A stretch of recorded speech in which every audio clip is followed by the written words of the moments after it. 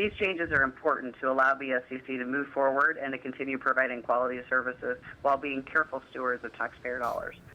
A state agency is making job cuts that will save millions of dollars. Good evening, everyone, and thank you for joining us. Health and Human Services announced today some layoffs. Most of those coming from the Beatrice State Developmental Center. Channel 8 Eyewitness News reporter Nicole Cousins has more details in our top story. Nicole?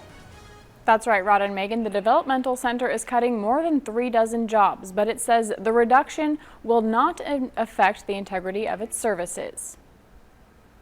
Officials with the Nebraska Department of Health and Human Services announced more than 36 job cuts at the Beatrice State Developmental Center on Tuesday. The agency says the change is part of making the center more efficient. It was determined that there were similar positions doing similar tasks, and as a result, DHHS had to make the difficult decision to right-size the staff at BSDC. Right now, 481 staffers serve 110 residents at BSDC.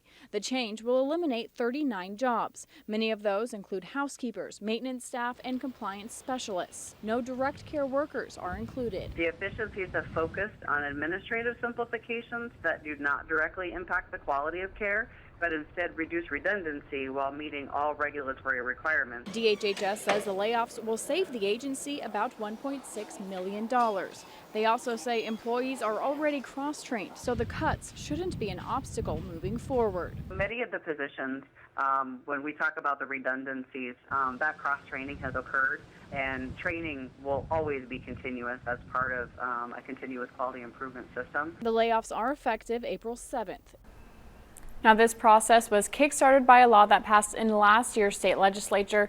DHHS officials say they spent more than 18 months looking at ways to consolidate while still maintaining quality care before making any decisions. Nicole Cousins in the newsroom tonight. Thank you, Nicole.